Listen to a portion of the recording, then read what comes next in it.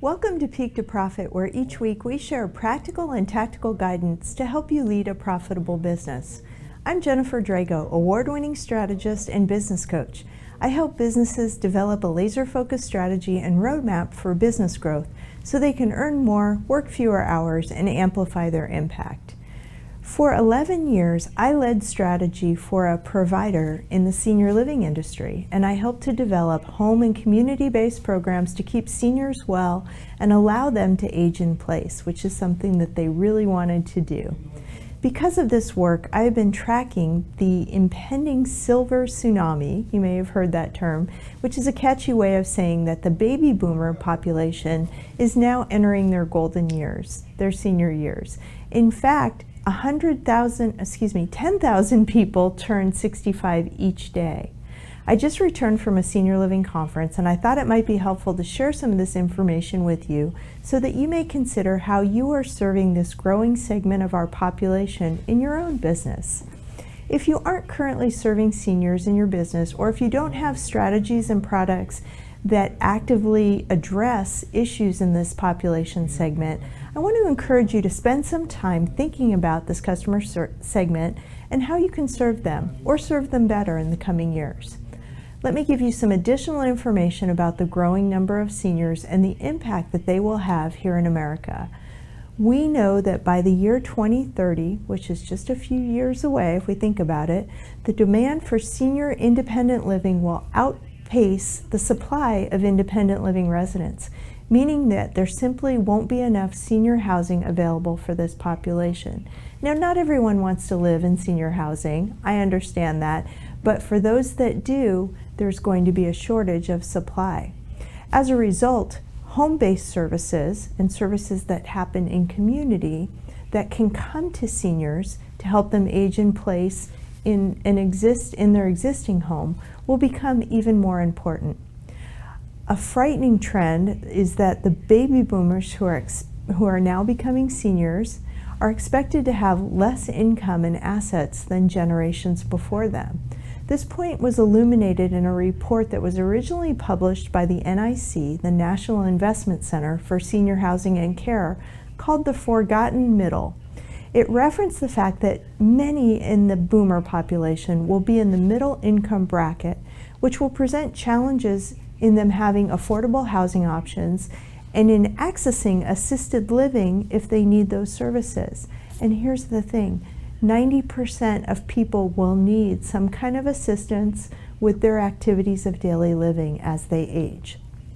This report was updated recently by the University of Chicago and showed that by 2033, 15.9 million seniors will be considered middle market consumers compared to the previous projection of 14.4 million. So there's even more people than was originally projected.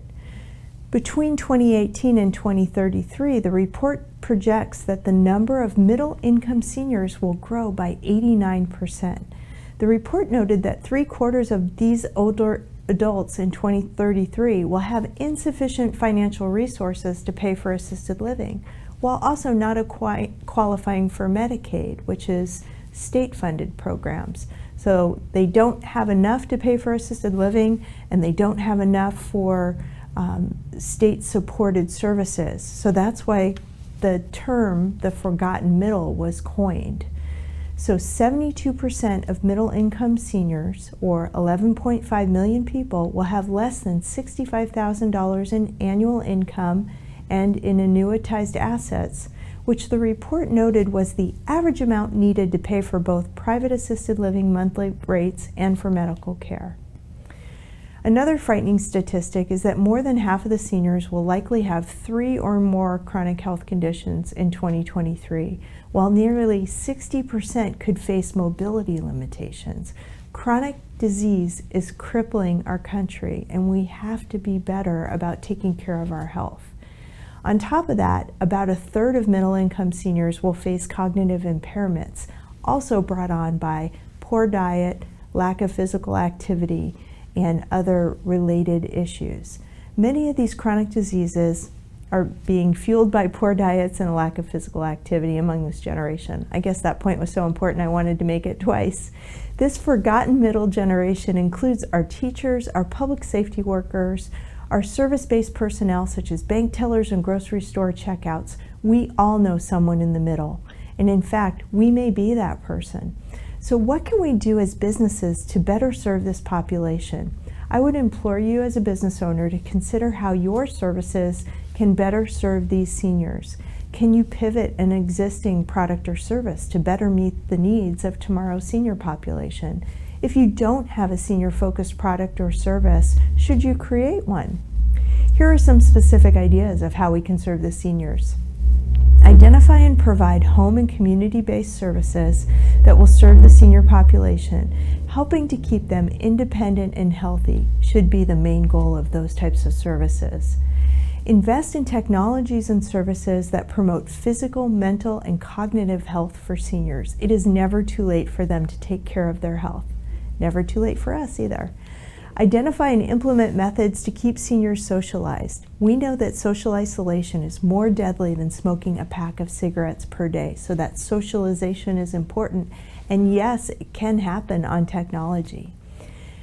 A great way to keep seniors connected is through a community-based senior center, which are few and far between. So they're sometimes hard to find because they usually require some kind of federal community-based funding or philanthropy to support.